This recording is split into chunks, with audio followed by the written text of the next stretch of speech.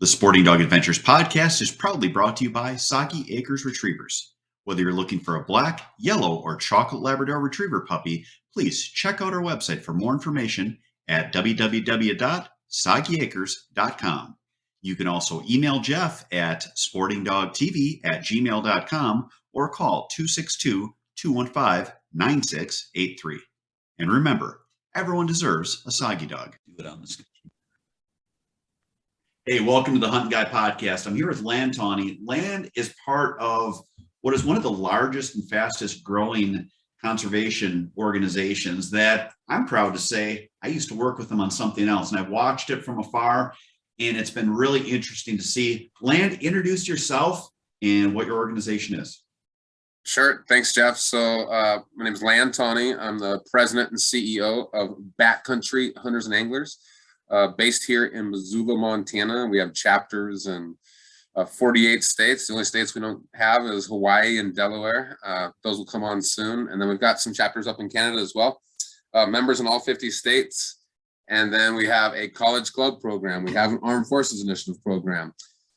So over 760 volunteer leaders. So what do we do with all these volunteers? The first thing is try to make sure you have access to public lands and waters.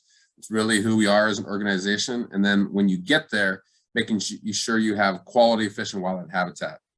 And so that takes many different iterations. It goes from, on the ground projects, riparian restoration, trail restoration, fence removal, a host of projects on the ground, to working with state fish and game commissions to decide policies that affect hunters and anglers. To state legislatures all across the country, which we're very in the middle of right now, all the way out to Washington, D.C. and working on policies, broad sweeping policies, I would say, that affect all of us. And so, we're a young, kind of scrappy organization, I would say. 70% of our members are 45 and younger.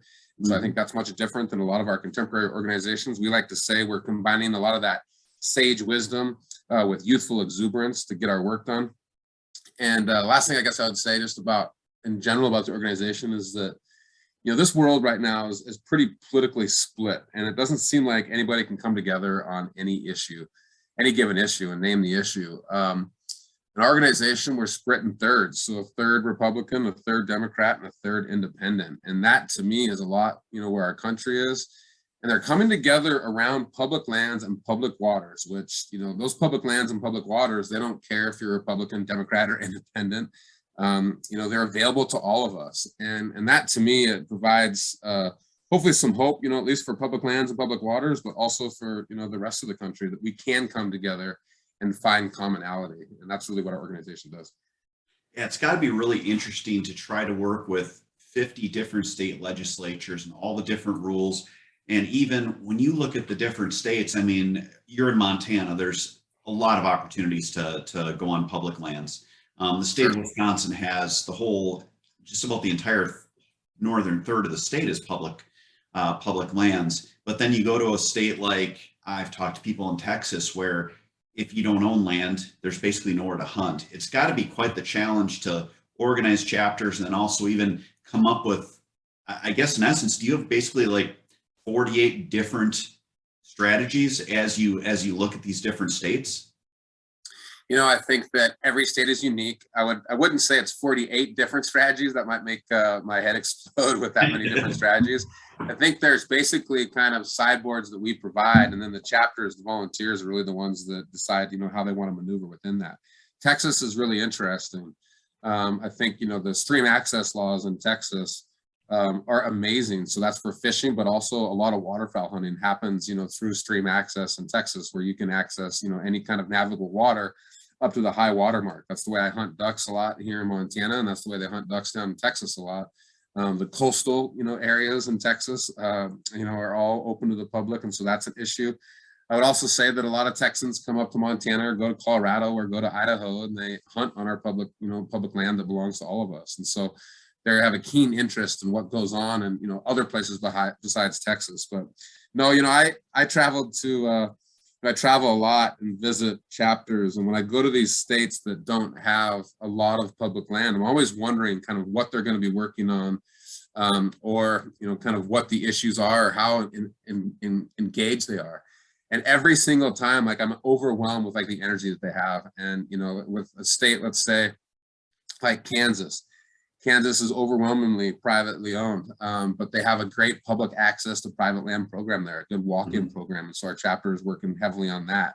They're trying to make sure that, when there is opportunities for the state to buy private land, from a willing seller, and put that in, kind of public ownership, they're trying to make sure that those opportunities are there. So a lot of states, are trying to say no net gain of public land, right? And so we try to, show them a different path and the importance of public land that's available to everybody. So, very astute question. Yes, it's different, I would say, in pretty much every single state, which is the beauty of BHA, but we have, certain tenets.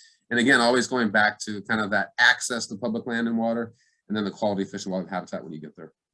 Yeah, we had the crazy thing where I know your organization was involved in Wisconsin for a bit there. And I actually reached out to one of your reps because the prior governor was selling properties, that some of the public properties, and a lot of them were public properties, but they were completely surrounded by private lands, and you couldn't hunt them. Right. And it was something where I actually, at my place that we ran as a lodge there that we filmed at, I actually bought part of one of those chunks, and it was, I saw this bashing going on online, and it wasn't your group, but it was just people that were bashing. And I'm like, hey, are you guys talking about the fact that some of this stuff it's not even basically accessible by public? Like, you either got to pay for easements, or you're better off just moving it out of the state's, I guess, tally on what they own and buying something that is useful. Because I don't think people realize how crazy. I'm going turkey hunting tomorrow, and there's a chunk of county land that is adjacent to the farm that we're in. No one can hunt it. And it's kind of like, so if no one can hunt the public land, you either got to figure out a way to get people so they can access it, or sell it and then buy something that would be something that's useful. So it's not just listed as, look at these great assets we have for people, but yet no one can actually access parts of it. Totally. So I follow up with two things there. I think the first one is like, just here in the West, there's a study that was done by Onyx and I think the Theodore Roosevelt Conservation Partnership, and they found that almost 3.5 million acres are exactly what you're talking about, inaccessible to the public. And so there's a federal program, and it's called this is a mouthful, but it's called the Federal Land Transaction Facilitation Act. And in light, that almost sounds like something you'd be against, but what it does is it finds these pieces of property that are inaccessible, figures out how to sell them. Instead of that money going to the treasury, it stays in an account to go try to figure out how we buy more public land, and like put that, and whether that's creating corridors as you're describing, or if it's for wildlife, that continual wildlife habitat. And so there's definitely places where we should be thinking about, divesting some public land. I would say it's very situational and on the ground. The Land and Water Conservation Fund that, has $900 million in it every single year is another program that can be used to consolidate, I would say, ownership or find easements, as you described. And so there's some programs out there. And so I think, it's something we need to seriously look at.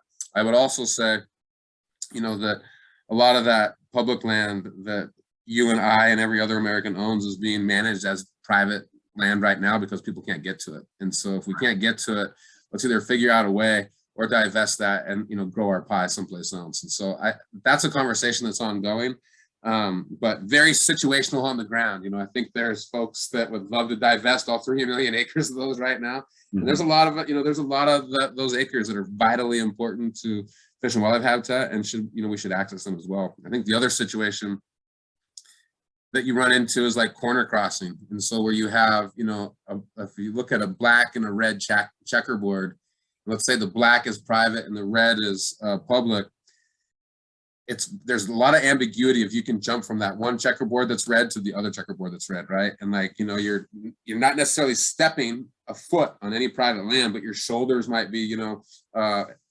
crossing, airspace. And so there's a lot of questions about that. Right now, there's 4 individuals in Wyoming who were charged with trespassing because they did corner cross. And that's after they talked to the sheriff. That's after they talked to the local game warden. They had everything done right. They did this a couple years ago, and this time they came back and they built like a bridge over the top from one public land to the other. And And so they did everything right. And then, the private landowner got really mad and called the county attorney about 18 times, which is on record. And then finally the county attorney charged with the guys with trespass. We're going to see where that court case goes. Our chapter in Wyoming raised almost $70,000 for their defense. And so we'll see kind of where that goes. And, the precedent that sets could be super positive. But the precedent that sets also, we might have to change legislatively in Wyoming in particular, but across the country. So lots of things in the air, but our members are on the ground every single day, keeping an eye on things, which is great. Yeah, I think it's good to have conservation groups as well, because I'm sure you guys talk to people about being a good steward. And if you do have access, picking up after yourself. We have the high water rule in Wisconsin as well, and I own wetlands. And it's always like, that's always a tough one, because where is the high water mark? I mean, are you talking the 500-year flood? Are you talking Noah's Ark? I mean, what are we discussing here? And it's something where we've had before, where we called and had the warden come last year in particular, because these guys came in and they accessed the property fine, and they were literally coming in to sit in our duck blind. And once it's private land, once you have a duck blind on that private land, yes, you can hunt next to it, you can hunt in the weeds behind it, whatever, but you can't step into a duck blind in the state of Wisconsin. Yeah.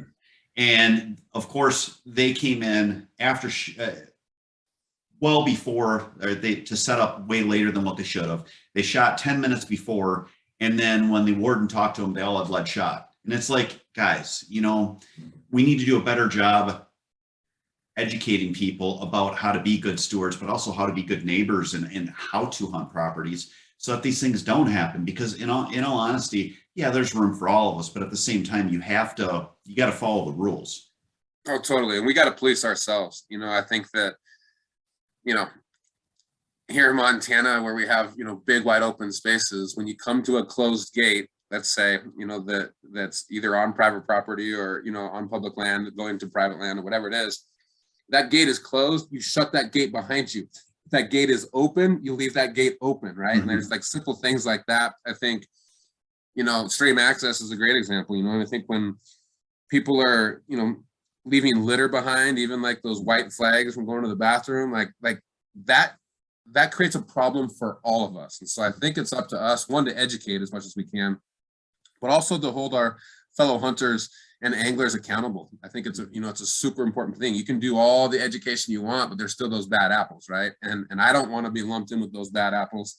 And how do we do that? As we hold them accountable. And so I think that there's two pieces of that: education and then accountability. And I think if we do that, there's still going to be problems, right? Somebody's going to do something, and I can't believe these guys. It sounds like it just kept on stacking up. The one that's most egregious probably to me is like that they were using lead. Like that's something that we as waterfowlers have known for decades, right? Like that's this one you don't touch. So it's interesting, but hopefully they got in trouble. I'm like, guys, I'm going to call the warden if you don't leave. You're being warned. And they hung around. So I called the warden because I knew that something like this would happen. So I'm looking at it going, you know what? I don't want to waste his time. I actually had the warden come down and look at one of my properties and say, what would be legal? Because there's an easement across, like an old dam. And I'm like, can someone take their boat and go over that and hunt in there? And I had him look at it. He's like, no. I'm like, can someone go here? He's like, yes. I'm like, okay. Because I wanted to know what legal was. Obviously, if it's legal, that's fine. But you also don't want to waste his time. But if it's an area that you're going to hunt and you're looking at it from a public perspective, you can always call a warden and talk to them. That's what they're there for. They would rather educate than give you a ticket. Totally. And I think that preemptive things, and it reminds me again of those guys down in Wyoming, right? They did everything right, like everything right, and still got in trouble. And I think that we'll see how that court case goes. But that's crazy. So they basically talked to everyone and they said, yep, you're right, no problem. And they still.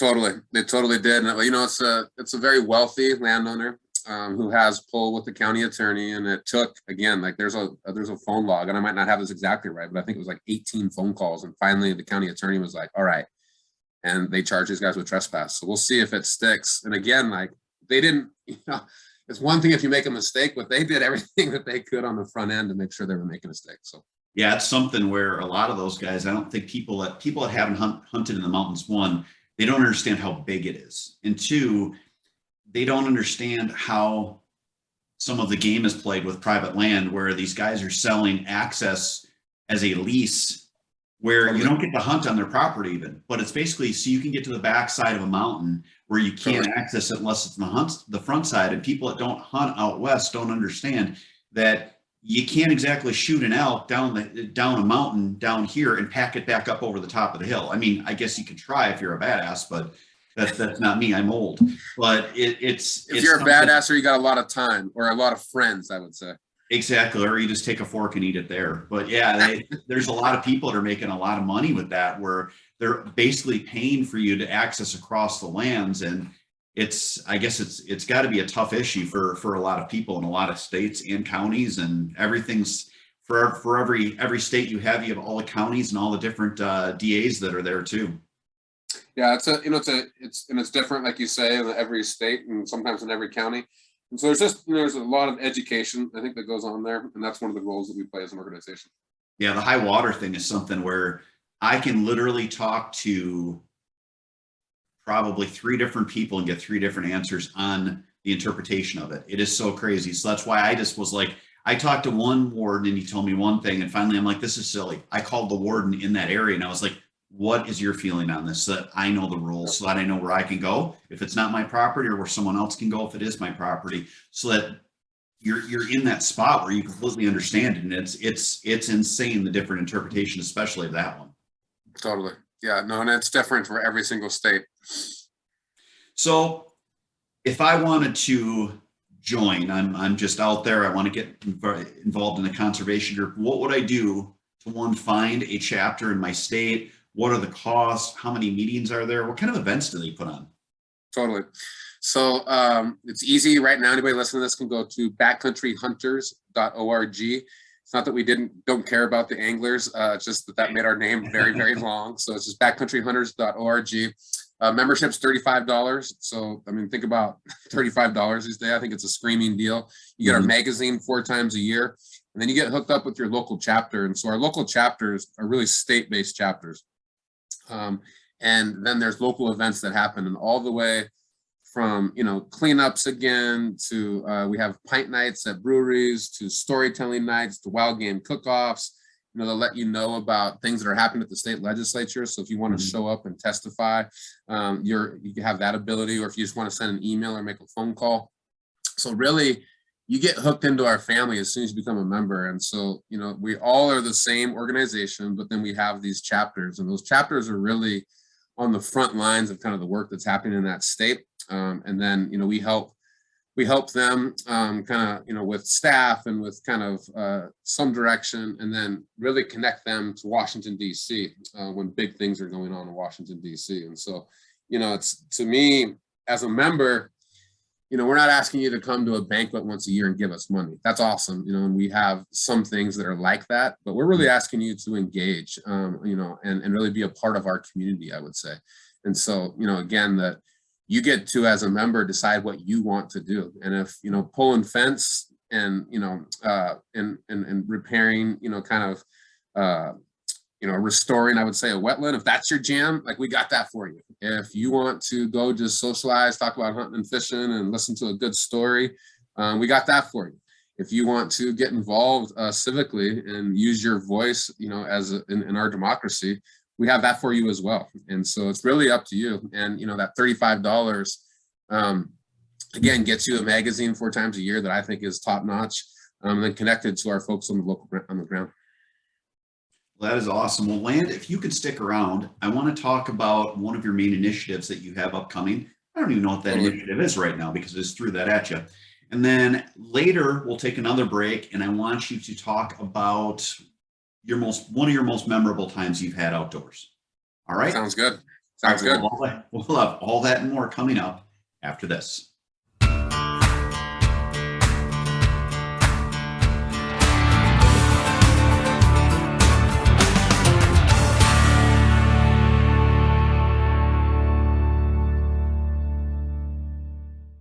Dog kennels can be beautiful.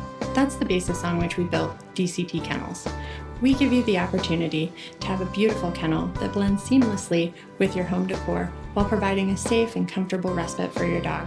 Visit dctkennels.com to see all of our custom selections and start building your dream custom doggy credenza.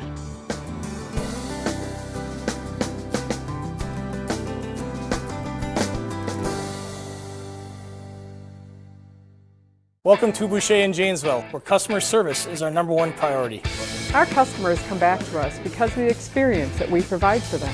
We're here to make sure that we find you the right car, one that fits your budget, and do so in a timely manner. When we say we ride with you every mile, it means we care about you and how you are treated. Estamos con personal que habla español en los departamentos de servicio y venta. Our certified technicians are here to help you with all your service needs. Visit us today at Boucher.com. At Boucher, we ride with you every mile. Hey, welcome back to the show. We're back again with Lan Tawney of Backcountry Hunters and Anglers. Land, what do you guys have for an initiative that you're working on that's important this year? So I'll probably bring something up that maybe not a lot of people understand. So I talked about the Land and Water Conservation Fund earlier, and Land and Water Conservation Fund's been around since 1964. We finally got it permanently reauthorized and then fully funded at $900 million in perpetuity. That will take care of access, right? So that helps buy big pieces of ground. That helps buy easements. That actually has helped pretty much every county in America put in local parks. And so that's like, I would say that's like the access leg of the stool. The other piece that we're looking at this year is something called the Recovering America's Wildlife Act. Mm-hmm. So when we think about our license fees that we pay, to the state every single year, the duck stamp that we buy that helps pay for, the conservation of waterfowl, like for the most part, hunting species that we hunt and fish are doing pretty well, and they're taken care of through our license fees, and we should be proud of that.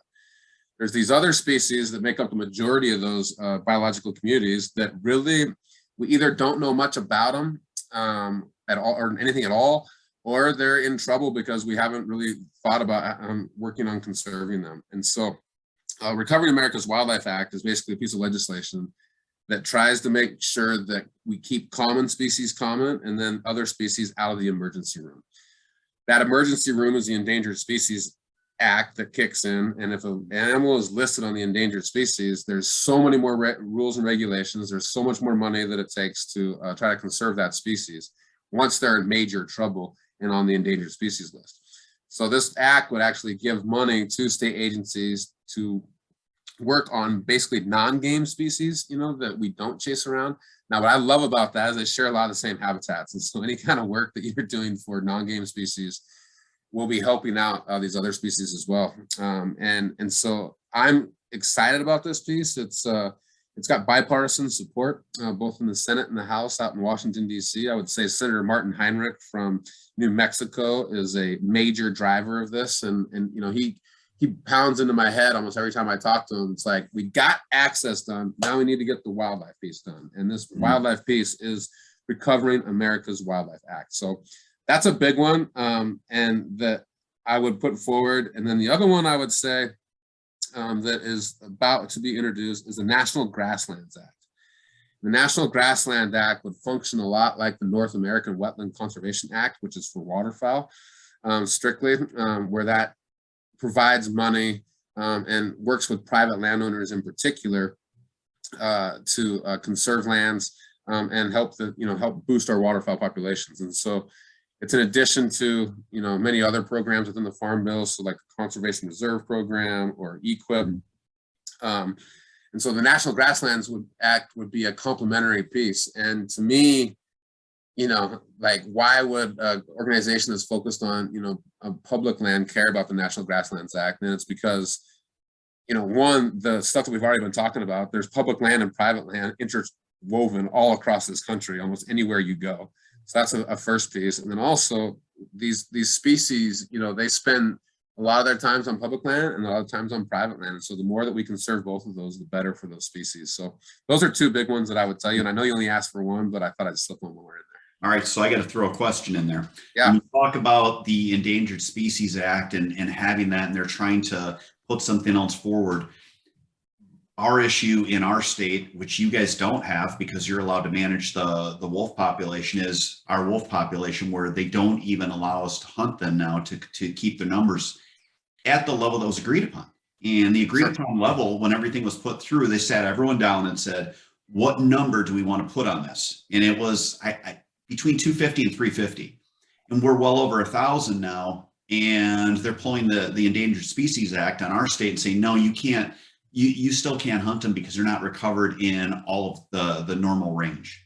And it's something that, for me, I'm always wary about having more legislation put in place that sounds like it's in a good way, but at the same time, in my opinion on this part, has been twisted by politics.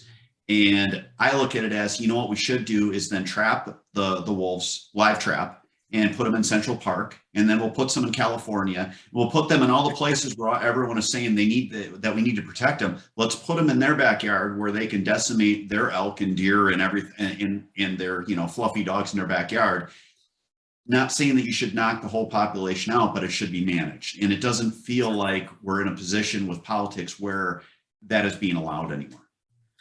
Thank you for that observation. And I totally agree with you. I think that, like, wolves should be delisted off the endangered species list now and managed by the states. I think that, you know, the population, as you described, they've fully recovered.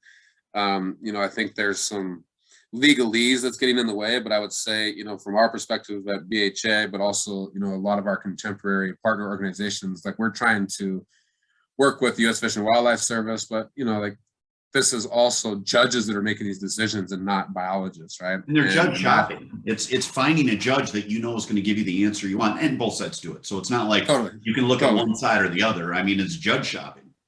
Totally. And so I think that, you know, again, this is, as I was talking about the endangered species list earlier, we don't want to go there, right? Like, because of the rules and regulations that you're talking about, and even, like, you know, some of the non-functioning that's happening right now in wolves in particular. So we don't want to do that. So Recovering America's Wildlife Act, it tries to do everything we can to keep those species off the list, right? And like, and so it has no real hammer. Like, if you don't do this, it's just trying to provide money to state fish and game agencies in particular, so they have more money to work on different species. Right now, they honestly, they don't have the money. And so where does that money come from?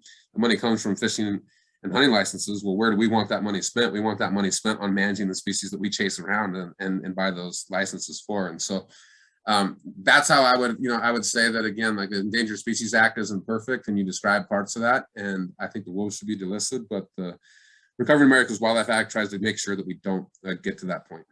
So when we look at this legislation, are these different legislative pushes on your website where someone could go and look, and then it would also, I guess, have an opinion on what your group is trying to do for this legislation to shape it? Totally. So, like, one of the things that we try to do is provide you education, right? Education about issues, and then make it easy for you to, you know, provide your feedback to elected officials.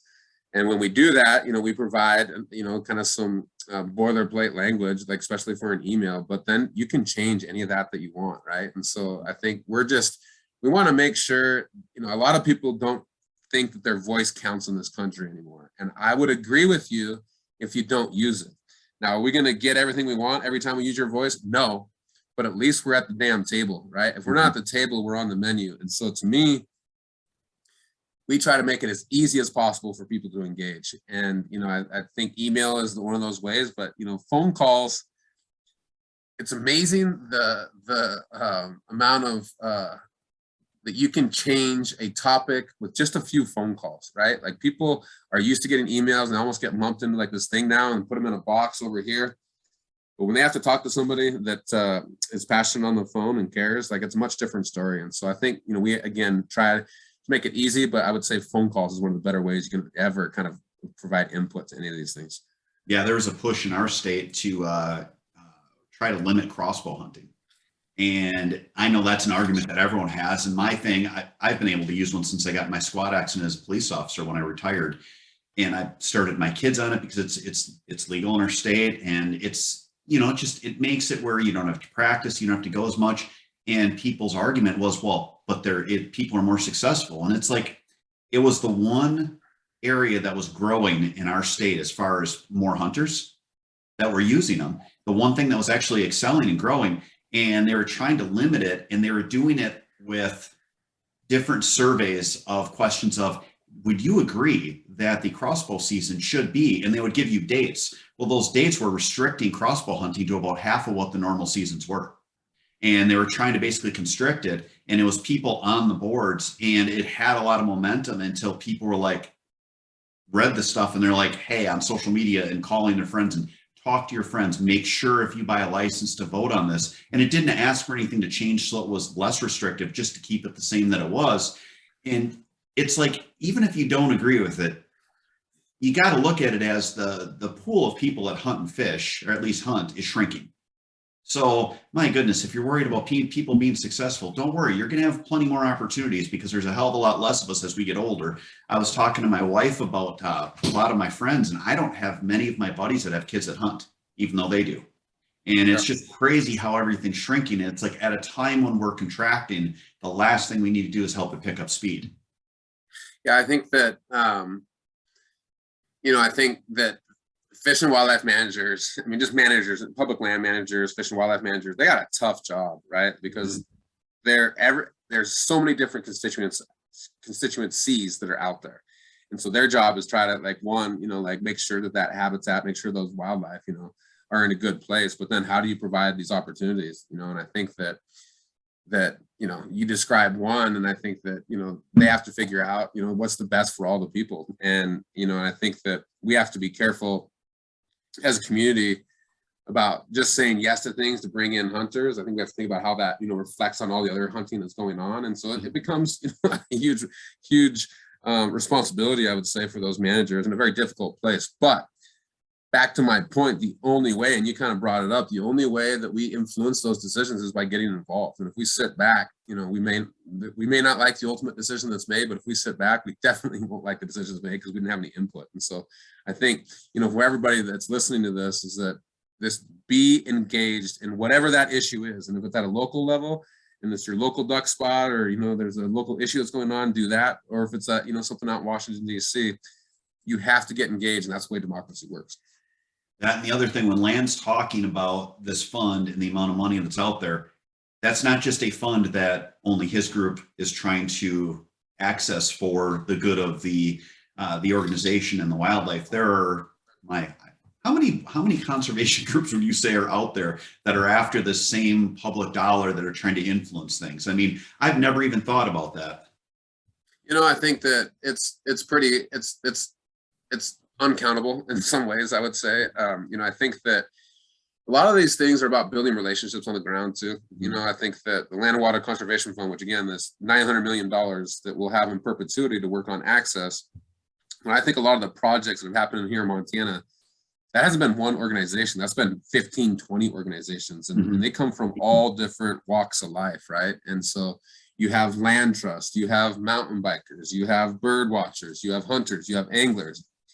And when there's an important piece of property that would make sense to be in public ownership, that's the kind of the first piece that brings people together. Then it's like, well, how are we going to manage this thing? And I think that, that when you have a diverse coalition like that, and you can come up in an agreement, you may have to compromise. And I don't, compromise, it sounds like a dirty word in a lot of ways. I know if I didn't compromise my wife, I wouldn't be married. And so I don't see compromise necessarily as a bad thing. I think it's see it as a path forward, as long as you're not giving away the farm. But I think, these, when those coalitions of people do come together, and they are singing off the same sheet of music, like, that is something that nobody really can deny, and that will last the test of time. And so, I strive, at least in my everyday work, to trying to find those coalitions, and so that, again, the decisions that are made can be long lasting. And so, I think that while you describe, there's a lot of people with their forks out trying to eat a piece of that pie. I think that it's about working together to try to find a similar, similar ethos to find a path forward. Sure. Great point. All right. That is it for this part of the show. Next up, we're going to be back with Land. Land is going to come up with one of his favorite hunts he's had in the field. Again, we didn't have time to even pre-discuss this, so we're going to find out what that is. All that and more coming up after this.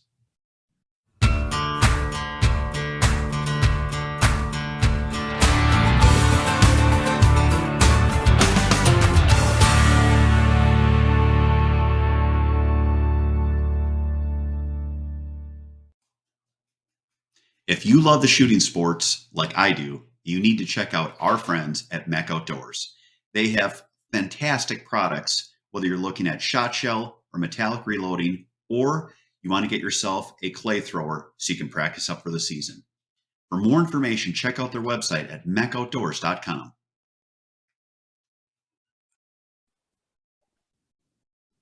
Okay, we're back here on the Hunting Guy podcast. We're back with Lan Tawney. Land, let me know. Tell me a story, Uncle Land, about your favorite hunt that you've had. I was thinking about what story I'm going to tell you. I could talk about elk hunts I've been on that have been super crazy. Talk about a grizzly bear that I ran into, on the Rocky Mountain front here in Montana. But then I started thinking about, like, there's one story that ended up not being a hunt, but I want to tell you this story. So I have a young daughter. She's 13 now. I would say she's probably about 8 when this story happens. And so, every once in a while I have to have a TV camera around. You do that stuff all the time, but I got to have a TV camera around and, try to help promote like the cause for BHA. So this guy contacts me. Actually, he works for me now. He's like, hey, can we go do a hunt? And I'm like, absolutely. And so weather it's set up perfect. It was freezing cold. And when that happens, I mean, we were talking earlier, like if you got water, like it's money, right? And so when it's cold and you have a spring creek, everything else is frozen and that water is open, like it can be like epic lights out kind of stuff, but it's got to be freezing. And so it was like the weather had set up perfect for us. It was super cold. I had this guy going out and I'm like, can I bring my daughter? And he's like, yeah, because she loves going along with me. And so we're going to this spot that I know well, but I hadn't been there yet this year. And this spot is on the Bitterroot River, and this river is allowed to meander. And so this river, it changes every single year. And so I called somebody, and knowing that they'd been in there earlier that year, and I said, hey, what's it like? What's the crossing of the river like before you get back into the spring creek? They're like, oh, it's like knee height maybe. Mm-hmm. And so I was like, well, I can do that. So we show up in the morning, 2 hours before shooting light. It's dark, it's cold. And when we get out, it's like 0 degrees. I'm like, this is going to be amazing. So we get all ready and we hike in about a mile, and then we get to this crossing. And I look at the crossing. I got my headlamp on, and I'm like, all right, leave my daughter behind. I'm going to go take the decoys across, and I'll come back and grab her. And so I'm going across, and I get about halfway. This water is at like thigh or even like waist high now, and it is rolling. I have this decoy bag on my back, and I'm like, I gotta turn. I mean, I'm not bringing my daughter across this thing. And so my head starts thinking about, where am I gonna hunt? And in that split second or 2 seconds, whatever it is, of me not concentrating on myself being in the water and holding my spot in the water and thinking about where I'm gonna hunt, that water like takes me away. And so I go down, and thank goodness I fell backwards. I got a bag of decoys on me. I didn't put the belt on, thank goodness, but I'm going down the river, and I'm just getting like beat up. The dog's next to me. I can feel the dog next to me, but I'm in water. Water's over the top of my waders. I have my wading belt on, so I'm not getting really pulled down too bad, but I finally am able to pull myself over to the side, probably about 150 yards downriver. And I get out, and I'm like, it's dark, and I still have my headlamp on, and I'm like, I get my bearings, and now it's like, okay, it's time to go back to the truck. Like I'm in literally like my waders, I'm freezing. Like my clothes are turning into like bricks almost as I'm walking. I get back upstream where my daughter's at, and she's like deadly quiet. And she's like me, she's just the motor mouth. And so when she's quiet, something's wrong, and like, we got to go back to the truck. So she's quiet as we're walking back to the truck. She hasn't said anything. And I'm like, man, I'm really sorry, that we're not gonna be able to hunt this spot. She's like, but Dad, we're gonna still get to hunt, right? And I'm like, no, you don't understand. And we get back to the truck, and I take my waders off. There's water in the bottom of my boots. I'm freezing, like I can't my hands aren't functioning very well. I turn on the truck. We sit there for like 10 minutes as I warm up. And again, as we're pulling away, she's like, all right, where are we going hunting? And I'm like, your dad is in trouble. And so I tell that story as in, like, it wasn't one of my hunts, but there was so many things that I could have done differently, right? I should have gone out that night before and checked out that water myself. And so I wasn't relying on somebody else's information. I could have found different parts of the river to go across. I could have, walked across without the decoys on my back first. Like that was a dumb thing, because I don't know if you've ever been around water and decoys, but that there's such a big surface area that that it can take you away pretty quickly. And I know people that have died from that. And so it was a big learning lesson for me, and one that my daughter and I will never forget. And so not a successful hunt, but a hunt that was definitely memorable. Oh man, I think some of the most memorable times you have are when you don't get anything at all, because it stands out as opposed to all the good hunts that you end up having over your lifetime. But that is a fun one. Yeah, it's the old cliche is like, what doesn't kill you makes you stronger, I guess. But I don't know if it made me stronger at all. Hopefully it made me a little bit smarter for my next adventures. Probably made you plan ahead a little bit more, at least when it comes to crossing the river. I think that's like the biggest thing that like dark, cold, there should be a ton of planning in that. I can get through a lot of things in life without planning, but that's one that I will never take for granted again. Yeah, especially crossing a river, you get too near a rock you don't see when it's dark, and you step and you hit a hole, and there's a lot of bad that can happen at that. Totally. But all said and done, it turned out okay. But yeah, I remember my daughter just being mad at me that we weren't going hunting. She had no care for me. Did you take her out on an afternoon hunt? Oh, we didn't hunt that day. I mean, we hunt quite a bit. Now she's a teenager, and so we're not hunting as much together because she has friends and a cell phone. But we hunted a lot when she was younger, and so it wasn't like that was our only time out. So we've gotten out plenty of times. Well, Lan, thank you so much for being part of our show. Again, let people know where they can find out more information about your organization and possibly join you. Sure. So it's just at backcountryhunters.org. You can also find us on the socials, on Instagram and on Facebook, just like at Backcountry Hunters and Anglers. We've got chapters again across the entire country besides Delaware and Hawaii. So if you're listening from Delaware, Hawaii, give me a call. But Jeff, thanks for the time today. And hopefully I'll get to see you soon. All right. You have a great day. Take care. All right. Thanks. All right, everyone. Thank you so much for stopping into the Hunting Guy podcast. Everyone have a great week, and God bless.